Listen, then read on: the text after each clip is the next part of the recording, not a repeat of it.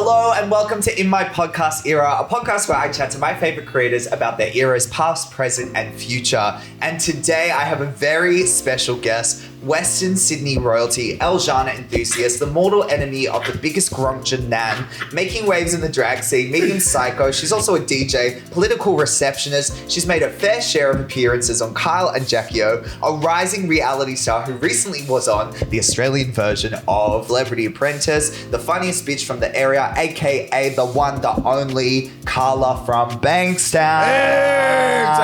That was a mouthful. That was like you're like spitting fire like a rap. Like it's like that meme is like I got greens, beans, potatoes, tomatoes. Wait, I love that too. That's actually a bop though. How are you? I'm good, babe. How are you? I'm really good. I'm just recovering from Drag Expo. That's why I'm like Carla's dead today. Yeah. So I'm here, but I'm queer, so get used to it. Yeah. I'm here. But the nails are here. And bitch, that's enough. Period. I've been doing a lot. I've been doing the most. Carla is just like taking off. I'm like figuring out what my next move is. I'm trying to get some more music happening. Please. More TV gigs happening. Yeah. I feel like everyone needs a, 6'2" bitch from the area on their TV screens. Literally. What era do you think you are currently in and how have you prepared or how has life prepared you for it? I feel like I'm in my Blair Waldorf era. Whoa. Like I feel like I'm XO. like XO bitch, like that's me. I don't know, like I've just been figuring a lot of stuff out with myself and just, in general with life, and I feel like, I'm not gonna take anyone's fucking shit. So like I'm gonna be an anonymous like XOXO spotted at Bankstown Hoyts, bro. Spotted at the Eljana car park. I don't know if your name. Carla. I did a thing with Hey You recently and met Andy Cohen, which was iconic. And the first thing he said to me was like, "What's a gronk?" And I was like, "Well," and I tried to explain it to him, and he was like, like did not have a fucking clue what this fucking bogan bitch was fucking saying, like at all. I love that. What star sign are you? I'm a Scorpio. Bitch, me too! Yes! Of course. Wait, when's your birthday? 31st. Oh, I'm the 10th. I'm like smack bang in the middle of Scorpio. Whoa. So I'm like, I'm pure. What? Scorpio. You fucking would say that. What like attributes of the sign do you connect with? I think like passion, because I feel like Scorpio people are very passionate people, but also like don't fuck with me. Like if you cross me, I'll fucking call you shit out. Yeah. That kind of thing. But everything else, everyone's always like, oh, they say sexual, and I'm like, I don't care. I mean, speak for your fucking self. Nah. I mean, like, not outwardly, but like... Oh, lady in the streets, freak in the sheets. Yeah. 100%. I need that booty eaten out. Yeah. And you better eat it good. And if my boyfriend's watching, please. Please. Carla from Bankstown, you're blowing up, you're everywhere, but how did it all start for you? I mean, look, it just kind of like happened because I never thought of myself, and I still kind of don't think of myself as like a drag queen. I think like when I was doing Celebrity Apprentice, it was a lot easier for them to label me as a drag queen, so people watching the show would be like, oh, okay, I know who that is, rather than just like an internet personality. Not that I have anything against being a drag queen. I guess technically I am, but it's an art form. It's a form of drag. But prior to that, I literally was just making stupid fucking videos in my bedroom. I used to have a full beard and just like, in my Moe Don't Worry era. Yeah. Just like, literally. And my mom, she's Australian, so she's got like the fair skin, and I used to like put her makeup on. Wow. And it would like turn me like green because it was my color. And she's like, why is all my foundation out? Like, me in my room like, I'm sorry. I'm sorry, Mom. Drawing my eyebrows on with like a Sharpie. Yes. And like using like a red Crayola texture to like color my lips in. Ratty wig. The whole idea from it came because like I love to like people watch, and me and my friends always used to play this game where we would go out and they would be like, okay, so like if we see someone, just what's their name, what's their story, and I would always just put on a character, do a voice, and we were at Bankstown McDonald's, of course, and we arrived and we're sitting there, and then in the car park or in like the restaurant? We pulled up in the car park, and as we pulled up and got out of the car, 2 police SWAT cars like drove into the car park, and we're like, are we gonna die? Like, what the fuck is going on right now? And they like stormed out with their guns, like, go, and then we're like, oh my god, what is happening? What the fuck is happening at this McDonald's? And then they just like walked back out like, oh, we're at the wrong one, we've got to go. And then they like jumped in the car and drove off. And we're like, oh, can we go in? They're like, yeah, it's fine. Oh, okay, thank you. So then we went and sat inside and we're eating, and then these two girls came up to us and they were like typical the area. They had like Glamours? head to glamour, bro. Yeah. Like GLAMMA glamour. Like working at Napoleon Purtis counter. Yeah. With the big lashes. And they were like, she walks up, head to toe Adidas, one pant leg rolled up, one down, TNs. Yeah. And she's like, excuse me, do you got $2? And I was like, oh, sorry, I don't. Like, I've got my card. I'm not fucking give you $2. Yeah. Do you have $1? And I was like, bro, I don't have 2, I don't have 1. Like, what the fuck do you want from me? And then she looks over and she's like, how am I going to get my soft serve now? And then she just, they just like walked out. I'm like, oh my God. And my friend was like, what's their name? What's their story? I'm like, bro, that's Carla From Bankstown. She's a fucking gronk. And then it just like started. And it was just like inspiration from like people that I knew in high school and like growing up, and like not necessarily of like, because a lot of people always say, because of like Carla From Bankstown and the way that, you know, the voices and talking, all that stuff, that she's like Middle Eastern or whatever it is. I knew so many other people with so many other ethnicities that acted the same way. Because when you're in Bankstown and you're in that thing, you just adopt the accent. Yeah. Like when you move overseas to like London for like 2-3 years, then you start talking like a British person. Yeah. Exactly like that. But it just like, I just adapt to it now, and like, you know, half the time, if I'm not in drag, I always find it so funny when people recognize who I am. Yeah. And they're always like, are you Carla? I was like, yeah. It's me. And they're like, can you, I was like, do the line. Say the line. Like, do they? Like on Shrek was like, do the roar. like me, oofed. And like, that's Queen Slay. Like, thanks. That'll be $5, thank you. Yeah. Give me my $2 for my soft serve, literally. bitch. But yeah, that's just how it came about. And then I started doing like that. And then I thought, you know what? I want to try and like make something of it. So I started making videos, and I think my best friend Aaron and I did the Real Housewives of Bankstown. Like it's still up on YouTube. It's like 10 years old. It's fucking iconic. Yeah. And I did that video, and then that kind of took off because that was before Instagram and TikTok. So that was like when Facebook was like the main thing. And I remember this like Lebo memes page like reposted, and everyone was like, fuck yeah, we love this bitch. Like, who is this? And then the first time I ever got recognized, I was like walking through like Parramatta Westfield, and these two girls were like, are you that girl that's like from Bankstown? And I was like, and I was like, what? And I'm like, oh, fuck that video. Yeah, that's me. They're like, oh, you're so cool. And then I just kind of like stopped for ages. And then one of my best friends said to me when I started working at my other job, he was like, you should bring Carla. Like, it'll be so funny. I was like, yeah, I don't know. Like, I couldn't be fucked. And then started doing it. Then that's when I got in contact with one of the producers from Carla Jackie-O, who is a friend of mine, was like, bro, we need to get Carla on the show. Like, it'll be fucking hilarious. Yes. I was like, okay, cool. And that's when it was just kind of like blew up, because then they put a thing on their Instagram that was like, hot or not, Carla From Bankstown. Yeah. And it just like jumped, and it was like, I started with like 300 followers, and then it jumped to like 2,000 in that one day. And I was like, oh my God, I'm famous now. Oh my God. Wow. And then it just literally just kept going from there. I was like, fuck, now I have to make content, now I have to do shit. And then I was like, maybe I should make an effort, maybe I should shave, I should try makeup, because I was never a makeup bitch. I was just like, ugh, couldn't be fucked. And then I made my friend take me to, I think it was like Mecca or Sephora. I was like, I need to get color matched. I need to start like working out my shit. And then it just looks like it came to you so it literally just happened. easy. Like, it happened. And like, a lot of it's it, stunning. thank you. I mean, look, my makeup artist Pablo that I had when I was doing Celebrity Apprentice taught me a lot. Shout out to Pablo. Pabs, love you, babe. He just iconic. Like, I still work with him a lot. And if I have like a really big event that I'm going to, he'll do the makeup, like a premiere or something. But I've kind of like learned the tricks of the trade. So, you know, now drag queen's like, oh my God, wow, Carly, your makeup's great. I did it myself, actually. Thank you so much. I love thanks, that. guys. Thank you. Yeah. So That's your it's journey. just taken off. And now I'm like, I always think to myself, like, I wake up in the morning, I'm like, do I really want to be a drag queen today? Like, do I really want to fucking sit in the chair for 3 hours and do makeup? Yeah. But I'm like, no, it makes people happy. It makes me happy. I enjoy it. I love doing it. I love bringing, you know, laughter to people. So at the end of the day, like, people take life too seriously sometimes. Way like, too fucking grow seriously. up, bitch. Yeah. Suck a dick. Get a job. Pay the light bill. Yeah. You know what I mean? Earlier this year, I saw you post some stuff online about navigating, you know, people's opinions about you and stuff. And I think that's at some road people feel entitled to you when you give so much of yourself online. Of course.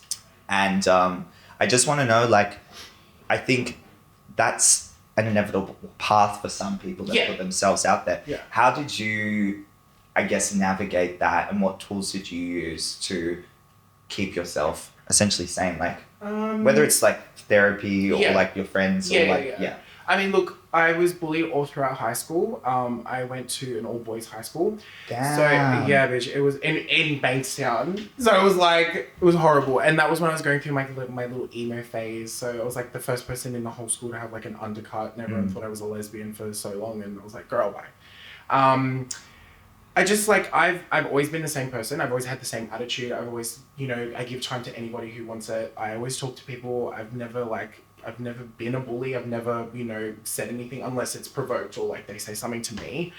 Being bullied and stuff like that, it took a lot out of me, but I have a really good support network, like with my family, for example. Like my mum and dad and my sister have always been so supportive of everything that I do and just like want me to be happy at the end of the day. So I think I left that school in year 10 because it was getting to a point where I was getting bullied so much, like I was getting bashed up all the time.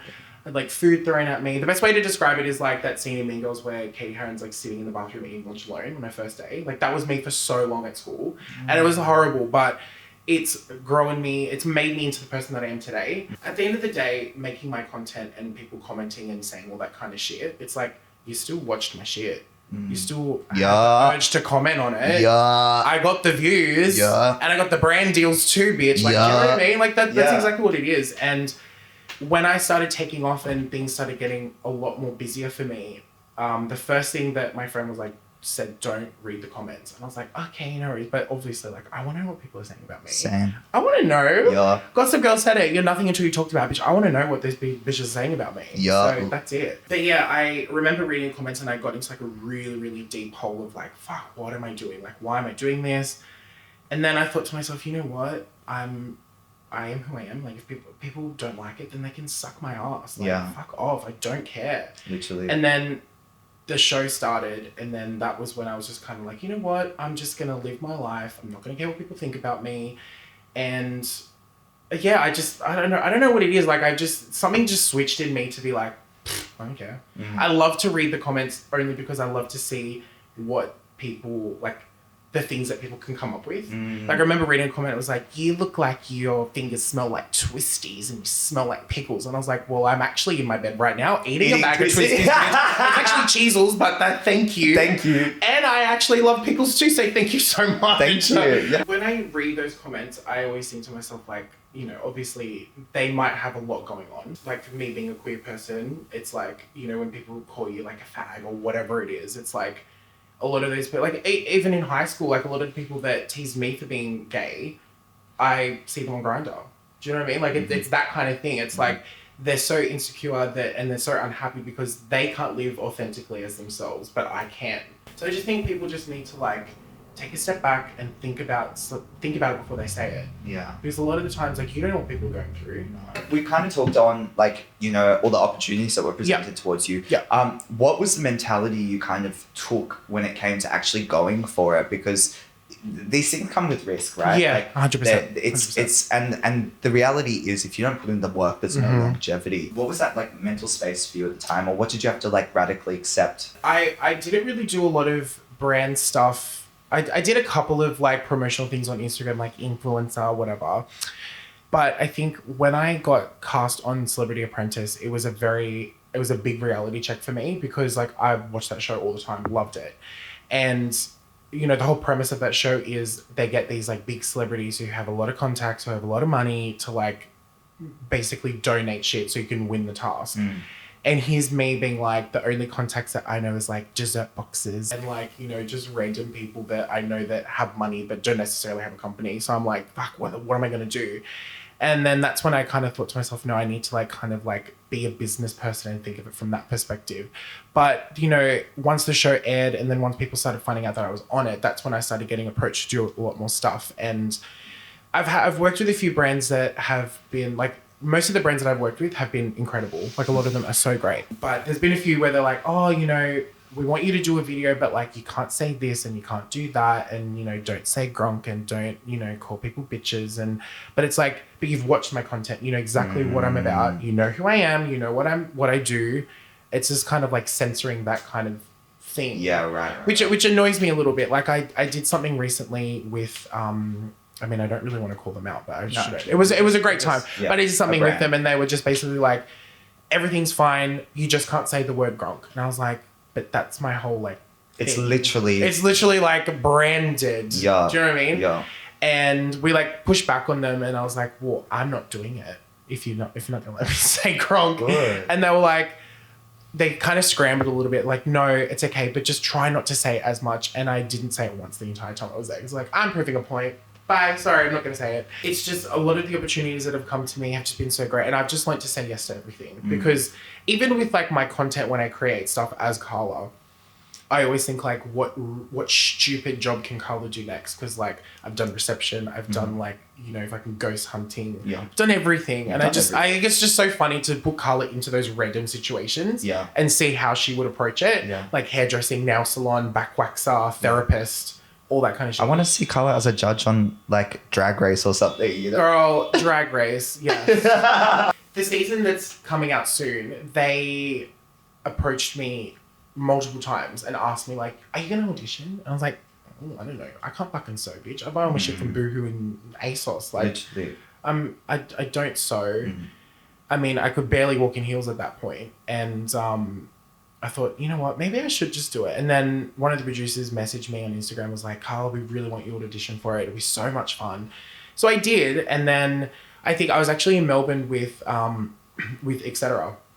and Sour, and Etc. had like photo shoots to do. And then they messaged me like, we need your audition tape now. And I'm like, I'm in Melbourne for a gig. I have 1 week. I have one outfit because I'm doing one night here. What the fuck am I going to do? So Sour was like, let's just have fun with it.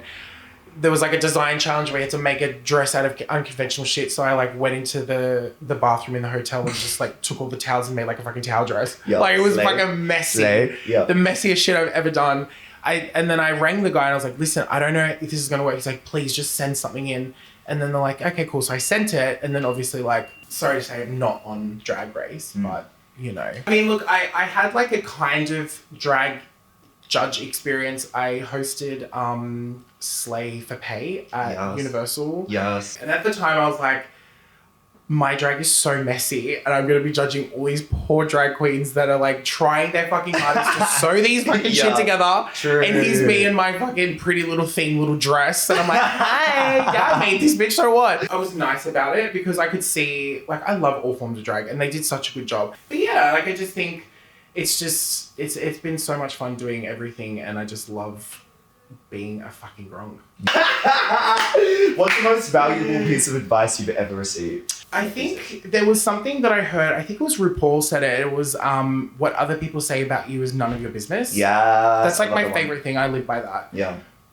If people are going to talk shit about me, I really just don't care, to be quite honest with you. Yeah. Unless they say it to my face, then I'll, you know, cut a bitch because I'm from Bankstown, I'll shank you. Yeah. But, you know. And it's really good advice of like, I'm like a very anxious person as well. And like, you know, accepting that you can't control those things and regardless of what you do, you can't control someone else's perspective is quite liberating. Yeah, exactly. Because it gives you the freedom to focus back on yourself. That's it, period. Yeah. And finally, 5 to 10 years in the future, where are we seeing Carla? Carla will be on like season 6 of like the Real Housewives of Sydney. Yes. Which I'm really upset that I did not get approached to be on it. That would be iconic. They're just waiting. They're just waiting for me. They got to save the budget. They got to like. The fee's expensive. Yes, I have a very big vape and cigarette budget and coffee. So hey up, bitch. Am I right?